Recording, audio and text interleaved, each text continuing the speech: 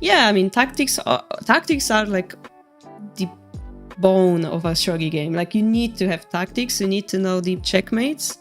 You can play the best opening ever, you can win the rook, the bishop, whatever, but if you're not able to use it to your advantage and translate it to an endgame advantage, you're gonna lose, right?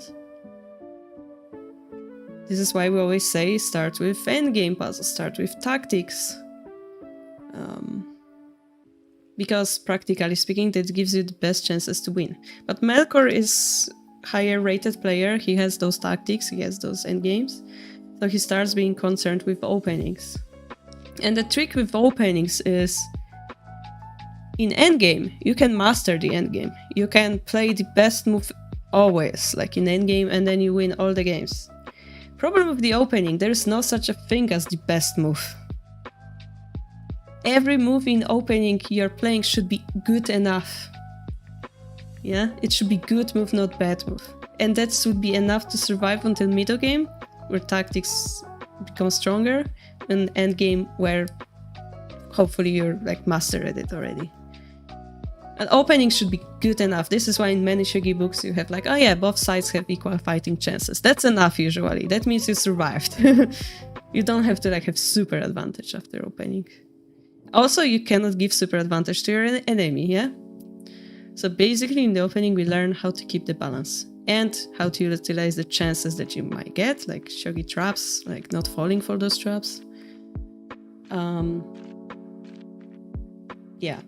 So it's not like this magical trick lets you get 500 points. That doesn't exist. Yeah, both sides have equal chances. And then this is why we're talking like, oh, both sides should have equally strong castles, or the distance of the king to the center should be about equal. Because later, that translates to advantage in the middle endgame. Those are the things you take care about in the opening. You prepare the endgame, kinda. You don't make weakness, because in middle game, suddenly they can use it against you. You make sure your pieces are active, because in middle game you can sabaki them. The middle game is de facto preparation, not winning phase. It's the preparation phase for a reason, yeah? Of course, this is why Yoko Fudori, guys, this is why Yoko Fudori is crazy, because there's no preparation phase, there's no middle game, you're suddenly in endgame. Just like this. Everything you learned about the opening, about the middle game stops working in Yoko Fudori.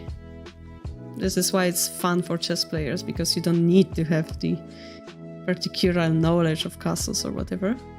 But the worst part of Yoko Fudori is, if you don't play sharp enough move, you're gonna die. So you need to know the Joseki. You need to have the basics. The basics of Yoko Fudori are not the opening basics. Those are like what they wanna do, what you should defend against. More practical type of tactics. Because it's endgame, middle game, yeah? Maybe not even middle game, just endgame. Pure endgame. So yeah, when you study the openings, make sure you understand what traps there are, how you can prevent them, which castle you should apply, how does the fight begin, and how to make that fight equal. So for example, today we learned about the 4-5 rook, we learned about the castling. The 4-5 rook is like very nice strategy because it's balanced, there are not many traps. This is why it's so easy to learn as a beginner. And the development is quite easy. Attacking pieces here, defensive here. It's quite easy. Same for Ibisha. Defense, attack. Those strategies are rather quickly to learn. Then, which castle we apply? Well, both castle, Mino castle. Why do we apply both castle? Because we want to go for rapid attack. So we do minimalistic castle. The edge is important, as we know. And now we enter almost middle game. Now we prepare for the attack. Yeah, knight jumps. And those moves require understanding that you're trying to wait. Now the question is, did we fall for a trap? As we see in the end, Sente wasn't the best, which means our opening idea wasn't perhaps the best. Whenever it was a mistake in the opening or the end game, that's hard to tell. The computer says that here, perhaps this move wasn't the best. So maybe our opening wasn't the best. Like this, the last move in particular. So maybe we should study here how to avoid it, and so on. Probably it's gonna say silver up. This is what the book is going to explain to us next week as well, if we do this. That the silver has to come up. Yeah, we learned a new thing.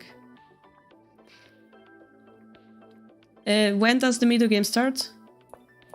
Right here. Around here, this is the middle game. This is Shikake, this night jump. This is where Gote says, I'm gonna destroy you.